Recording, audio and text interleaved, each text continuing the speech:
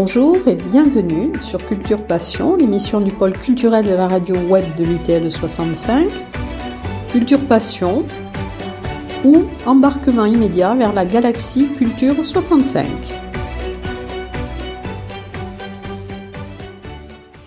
Bonjour Pierre Domingès. Bonjour. Donc aujourd'hui Culture Passion s'est déplacé à la GESP, on est venu dans vos locaux. Alors notre précédente rencontre était dans des conditions un peu moins favorables, donc je suppose que maintenant vous devez être un homme heureux puisque vous avez pu établir une nouvelle programmation.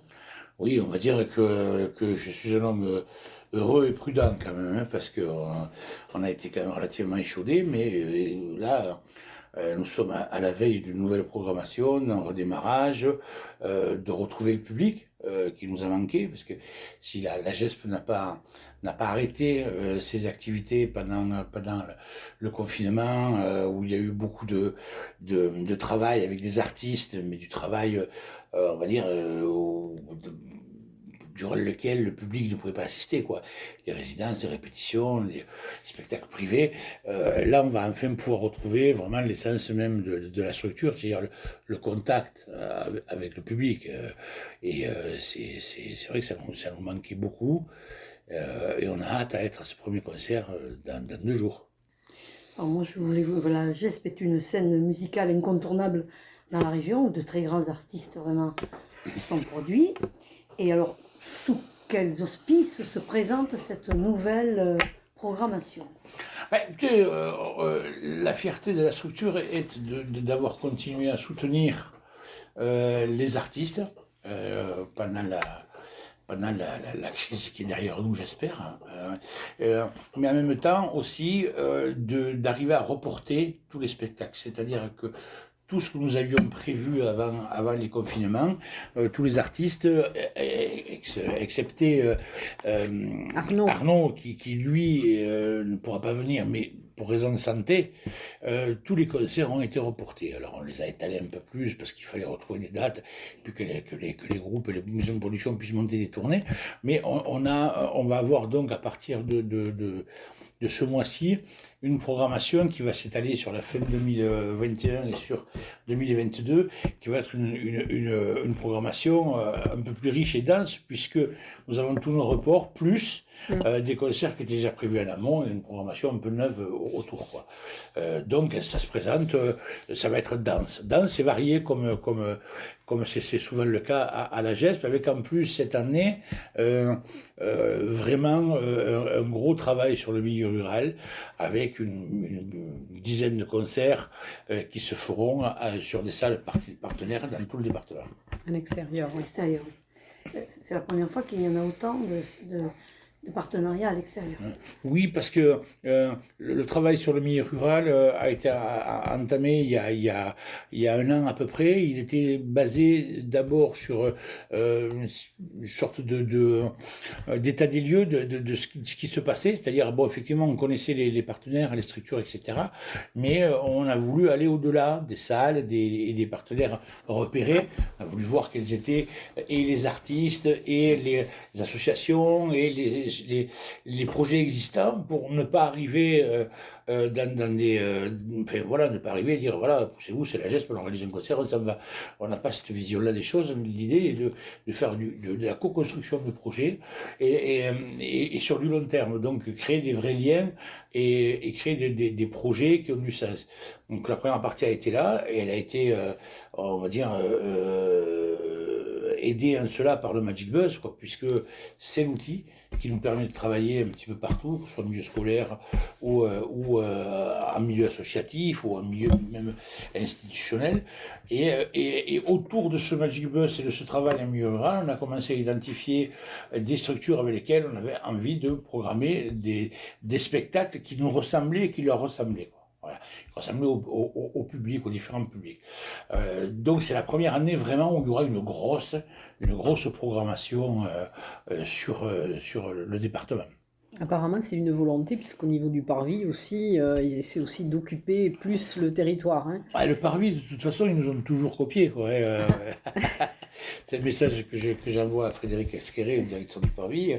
Il nous copie un peu. Non, le Parvis a toujours eu une politique culturelle sur le territoire, que ce soit sur les expositions, mais également sur le cinéma et autres, quoi. Mais nous, c'est différent parce que on est sur la création de projets à long terme, quoi. Je donne l'exemple des ateliers que nous avons fait autour de la retirade de la guerre d'Espagne sur des villes comme Argelès, alors sur le lycée d'Argelès, mais aussi sur le collège de Tournaille, qui ont été vraiment des points de départ à des projets qui vont continuer sur la saison et un véritable partenariat à l'année, quoi. Parce qu'on apprend à travailler ensemble et à se connaître en faisant ensemble. C'est bien, ça veut dire que la culture n'est pas réservée qu'aux citadins. Et bien sûr, Absolument, absolument. Et je crois que vraiment, on a un public qui est à aller chercher sur le département. Parce que l'idée au bout du bout, c'est quand même aussi de favoriser des échanges et les allers-retours avec la salle de la GESP. La salle, elle est particulière, il y a un confort particulier que n'ont pas toutes les autres salles, etc. Et c'est bien aussi de faire aussi la promotion de la salle pour que les gens puissent venir. Mais lorsqu'on voit que nous sommes un territoire, un département particulièrement rural, dont je crois les trois quarts ou une bonne partie est en zone de montagne, c'est bien de pouvoir se déplacer, faire des choses, quoi, parce que si un concert pour certaines personnes qui habitent à Luz ou autre, c'est 1 heure et quart de route, comme si on allait à Toulouse, quoi. Donc c'est important quand même d'aller aussi vers ces gens-là, et aussi au niveau des projets, quand on a des gamins qui démarrent un projet musical, un groupe, etc., en général, ils peuvent être mineurs et ils ne peuvent pas venir travailler ici à la GESP.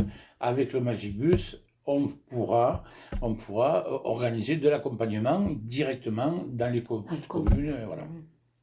Et alors, qu'est-ce qui vous fait définir, quels sont les critères qui vous font faire la programmation? Qu'est-ce que les artistes doivent avoir le choix pour que vous les reteniez? Alors, d'abord, j'essaie de me tenir au courant de tout ce qui se passe, de l'actualité. Et c'est vrai qu'on est sollicité par mail, par téléphone, toute la journée, avec de nombreux projets qui sortent, quoi. Donc j'essaie de prendre le temps et d'écouter un peu tout. Je regarde ce que font les collègues aussi. On discute beaucoup avec les collègues sur tout le territoire, sur l'Occitanie par exemple, où il y a quelques salles labellisées. On se parle souvent et il m'arrive souvent de dire, un copain qui m'appelle, il me dit, écoute Pierrot, j'ai vu ce groupe-là est passé chez nous, là, c'est pas mal, tu devrais t'y intéresser, et voilà. Et y compris parfois même on fait des actions groupées, c'est-à-dire que quand le groupe vient de loin, pour minimiser un petit peu les frais de déplacement, on fait une tournée de 2-3 dates sur des lieux labellisés, quand même ça tient la route.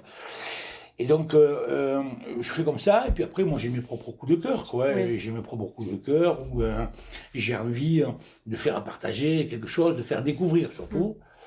Et puis, il y a effectivement ce que l'on connaît, il y a des artistes dont on sait que ça marche, ça remplit. C'est important dans une salle qui fait quand même 1000 places en debout, d'avoir des artistes phares. Ça plaît au public Tarbé, ça plaît aux financeurs, et c'est pas exclusivement...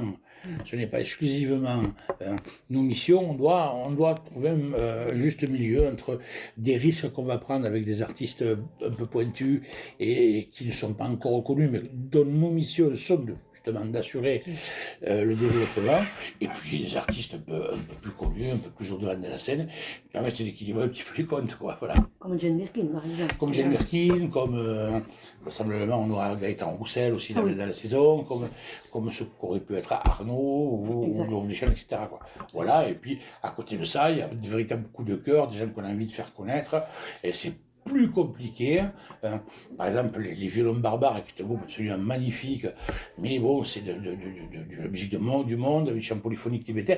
C'est un peu plus difficile Oui. mais ça fait partie de la richesse des artistes qui tournent. Il faut absolument que nous aussi on soit là pour faire passer ça. Oui. J'ai vu dans la programmation, donc c'est pratiquement une fréquence hebdomadaire, hein. Oui. Donc ça fait quand même Sur la beaucoup programmation, oui. Presque tout. Ouais, presque toutes les semaines. C'est dû au fait que vous êtes obligé de reporter ou c'est le roulement normal? Non, cette année il y aura plus de concerts. D'abord il y a la programmation milieu rural qui est nouvelle, donc qui sera de toute façon reconduite tout le temps comme ça. Il y a aussi le fait que c'est un peu plus dense parce qu'effectivement on est sur une saison et demie, quoi. Voilà. Mais c'est la partie programmation. Et c'est quand même pas la partie programmation qui nous prend le plus de temps, parce que par exemple, le mois de septembre, par exemple, tous les jours, la salle est occupée, soit par des résidences, soit par de la formation, soit pour de l'accompagnement artistique. On a un volet hors programmation qui est très dense. C'est travail dans les quartiers, les ateliers d'expression artistique que l'on fait sur le département aussi. Donc, bon...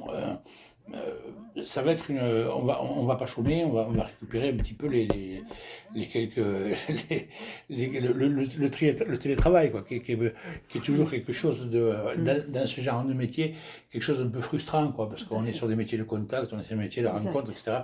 Et voilà, maintenant là on va croiser beaucoup de monde à partir de cette fin de semaine, quoi.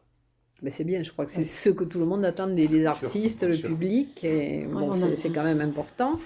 Alors, est-ce que vous pourriez nous détailler, parce qu'il y a peut-être dans la programmation des gens qui sont moins connus, nous détailler un petit peu, alors déjà le premier concert qui a lieu à Juillan, donc qui est en partenariat avec la mairie de Juillan. Avec la mairie de Juillan, ouais. Voilà. C'est un concert de rockabilly, de swing, avec des artistes que les Tarbais et les Hauts-Pyrénéens commencent à connaître un petit peu, puisqu'ils les avaient croisés lors des 2 premiers festivals de rockabilly. Ça avait été deux artistes, donc Mr. White, qui est un guitariste solo qui fait du rock and roll, de la country music, et les Lily Swing, un trio de voix a cappella swing qui est superbe, et qui le public du rockabilly, les publics d'armée me disaient toujours quand est-ce qu'ils reviennent, quand est-ce qu'ils reviennent. Bon, là j'avais l'occasion, on fait ce plateau-là. Volontairement, l'idée c'était de faire un concert accessible à tous. Le swing, c'est très visuel, c'est famille, il peut y avoir des publics très très différents, que ce soit le fan de rockabilly ou de swing pur, que le concert familial, etc. En plus, on devrait, j'espère, pouvoir le faire en extérieur, si le temps le permet. Apparemment, les nouvelles ne sont pas trop mauvaises. Donc voilà, c'est un démarrage de saison qu'on a voulu vraiment à l'image de la GESP, c'est-à-dire travailler avec les publics, tous les publics. Et il est gratuit en plus. C'est du gratuit, voilà, oui. Ouais. Seuls les repas, voilà, mais de toute façon c'est complet, je pense, au niveau des repas. Et donc effectivement, oui, on a des bons retours, il y a beaucoup de réservations, donc ça devrait être un bon moment de démarrage. Vous attendez combien de personnes? Oh, là, il y aura 300 ou 400 personnes. D'accord. Ah oui, c'est pas mal. Oui, pour un démarrage, c'est bien. Voilà. Et après, après, on a une programmation, j'allais dire... des jeunes groupes, voilà. Voilà, on a des jeunes groupes qui viennent, il y a des coups de cœur. Le coup de cœur de l'année se fera à Saint-Laurent-de-Nest, encore un concert décentralisé en milieu rural, un peu loin peut-être, avec Paloma Pradal, qui est une magnifique chanteuse de flamenco puro et de musique un peu jazz flamenco. C'est vraiment un artiste en devenir, et on est très fiers de pouvoir enfin la voir, parce qu'on l'a reporté 3 fois elle aussi. C'est des coups de cœur, mais il y en aura d'autres. Il y a le retour de Marc Minelli, puisqu'on programme un concert par mois Au Paris. au Paris. Marc Minelli, qui est un grand du rock et de la chanson, qui était un des compositeurs de l'IFEC, qui a fait qui a écrit des musiques pour Little Bob, qui vient du Havre, une ville hautement symbolique pour les amoureux du rock and roll et du rock, et qui est une véritable bible musicale parce qu'il a des spectacles sur le thème de David Bowie, sur les Kings, etc. Là, il va venir sur un programme un peu particulier puisque ce sont ses chansons, mais c'est un immense compositeur et quelqu'un de très attachant et de très vrai, quoi.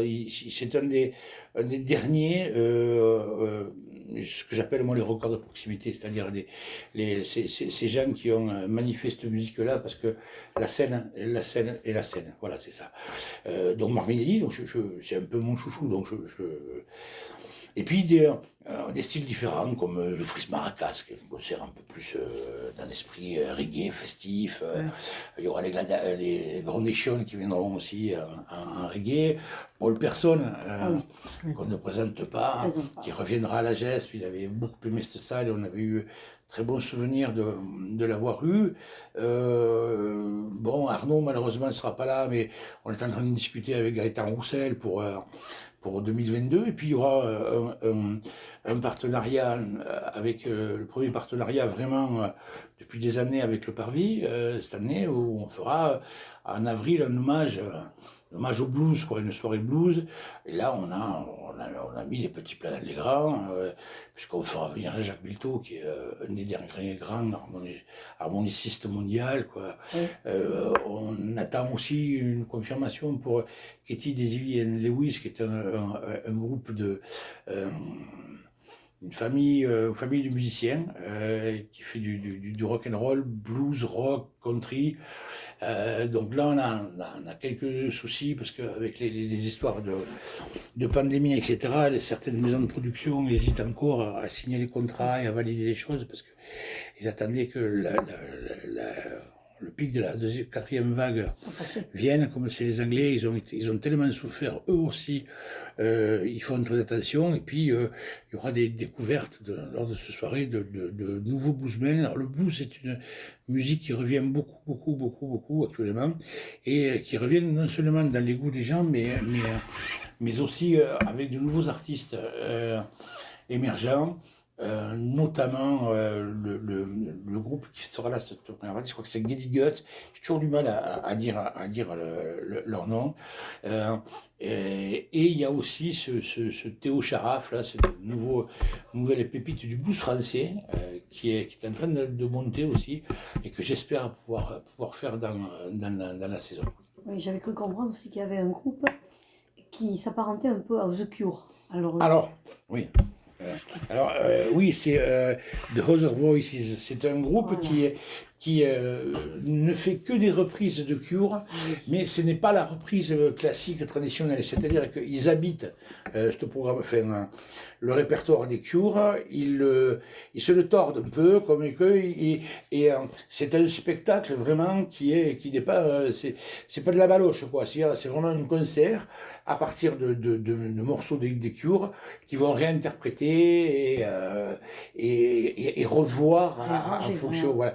Et c'est très très beau. Alors, en plus, c'est un groupe qui est un groupe de la région, quoi. Un groupe de la région qui a rempli un bikini il n'y a pas longtemps, ce qui est pas mal. Et donc, on est ravis de les recevoir. Il y a un ou deux Palois, je crois, dedans, ou plus. Donc, vraiment, ce sont des groupes de proximité, quoi, ici, de Locaux, et qui jouent bien plus souvent en dehors de l'Occitanie qu'en Occitanie. Donc, voilà, c'était intéressant de les avoir. Et le concert du 11 septembre, donc, avec les frères Brothers. Frères Brothers, ouais, c'est fabuleux. Alors, on les avait déjà eus. Moi, j'avais découvert ce groupe lorsque j'étais membre du jury du Festival de l'As. Au départ, le Festival de l'As, qui est devenu un très très gros festival à côté d'Orthez, je pense, de Navarrenx. Jacques Péderontas, le créateur du festival, m'invitait tous les ans pour faire partie d'un jury sur des polyphonies. Alors, au départ, bien évidemment, il y avait beaucoup de polyphonies, puis après, il a ouvert avec de la cappella, du barbershop, etc.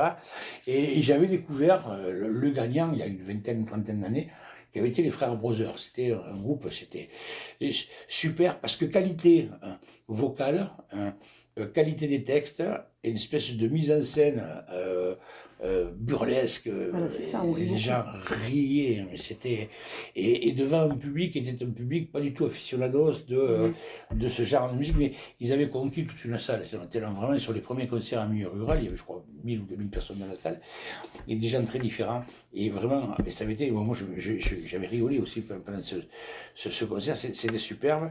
Et ils ont fait leur carrière, on les avait fait jouer une première fois à la GESP il y a une quinzaine d'années, une belle salle, et là ils sont sur une sorte de spectacle qui va reprendre quand même 20 ans de leur tube. Et ils ont des tubes extraordinaires. Une sorte de frère Jacques, on va dire, Voilà, une sorte de frère Jacques, un peu revu et corrigé. C'est très bien, il faut le voir, quoi. C'est des artistes visuels. Et puis la première partie de ce jour-là, là, j'ai deux petits découvertes aussi. Là, c'est la troisième fois que je les fais jouer déjà. Ça s'appelle On s'en tape. C'est un duo guitare et un chanteur qui fait le rythme en se tapant sur le corps, pas rien. Oui. Et qui est en plus magicien, quoi, et qui devait choisir entre une carrière de musicien et de magicien. Donc, du coup, il se dit, bah, je vais faire musicien, mais quand je ferai des concerts, je serai aussi un peu magicien.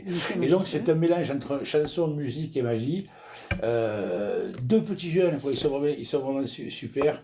Et pareil, avec un mélange de textes qu'ils ont écrits, de morceaux qu'ils ont écrits, et puis des vieux standards qu'on n'entend plus, comme l'attaque du gendarme de Bourville, etc., quoi, et qui revisitent, quoi, un petit peu slam, un petit peu rap. Oui.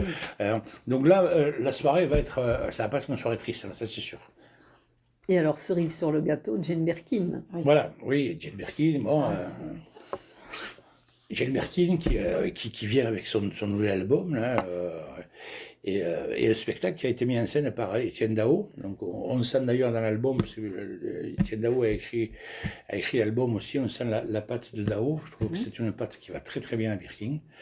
Et quelqu'un qui était très connu par rapport à ces interprétations de textes et chansons de Gainsbourg, quoi. Et il était difficile de s'affranchir un petit peu de cette patte-là. Je trouve que ce que fait Dao avec la révèle encore autrement. Et donc oui, c'est un événement. C'est Mme Birkin qui va venir ici avec de superbes musiciens, superbes groupes et un beau projet, parce que l'album, moi je trouve l'album très très très attachant.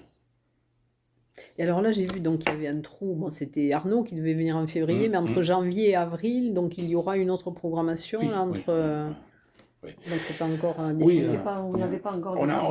On a déjà pas mal de pistes. On a du métal, on a le Black Dahlia Murder qui est un groupe américain qui va venir. On va avoir les Groundation qui est un groupe de reggae, alors vraiment qui sont les dernières grandes stars du reggae, un peu du vrai reggae roots, quoi. Il y a Toy Bloid qui vient aussi avec alors Toy Bloid, ça va être une soirée très intéressante. D'abord, Toy Bloid, c'est le groupe de la fille du chanteur d'Indochine et qui n'a pas hérité de son père au niveau de l'énergie, parce que là ça tape, quoi. C'est quand même du rock, du vrai rock. Et en première partie, nous aurons un de nos groupes en accompagnement, qui est de moins en moins en accompagnement, mais qui vient toujours travailler ici, sur là d'ailleurs ce week-end, et le groupe qui est en train aussi de faire une belle carrière, Madame, d'un groupe Tarbé, de 3 filles, et qui sont signés en boîte de production, qui ont fait une belle tournée, même pendant la pandémie, ils ont réussi à faire un maximum de concerts, ce qui n'était pas facile, quoi. Dans les périodes où c'était possible, ils ont pu jouer, etc. Et là, qui sortent cette semaine, ils vont présenter leur nouveau clip, que j'ai vu, qui est super, et un nouvel album qui sortira aussi ces jours-ci, quoi. Et elles feront une première partie dans leur salle, quoi, puisque c'est d'ici qu'elles travaillent, souvent le reste du temps. D'accord. Mais tout ça, c'est très bien. Et il y en aura d'autres, plein d'autres. Oui, on vous attendra, vous viendrez aussi nous présenter la suite de la programmation. Et juste une question, par exemple pour les spectacles qui ont lieu à l'extérieur, vous n'envisagez pas par exemple des transports en commun ou autres pour que les gens, par exemple les Tarbés aussi, puissent aller dans des dans des contrées plus reculées? Ça pourrait être une discussion qu'on pourrait avoir avec les partenaires, notamment quand ce sont des concerts qui se passent au sein de l'agglo. On pourrait en discuter avec l'agglo, pourquoi pas, quoi. Mais après, je pense que l'agglo n'interviendrait que sur l'agglo, quoi, jusqu'à Lourdes, quoi. Non, pour le moment, on n'a pas envisagé. Il y a plusieurs communautés de communes. Voilà, mais il y a plusieurs communautés de communes, quoi. Donc, pourquoi pas. Je sais que la communauté de communes de Vic le fait. Je sais qu'ils ont une programmation dans le cadre de la Comcom avec l'Octave, et il y a des bus qui amènent les gens, je crois. C'est vrai, mais je l'ai vu. Voilà. Et c'est pas une mauvaise idée, c'est vrai qu'il faudrait peut-être que ça se creuse ici. Ouais. Et alors dans les partenaires, au niveau financier, qui c'est qui vous soutient? Enfin, qui soutient à part la ville de Tarbes? Principal partenaire, la ville de Tarbes. Oui, La ville de Tarbes en première partenaire, le ministère de la Culture, la DRAC, la région, à plus petite échelle, le département, hein.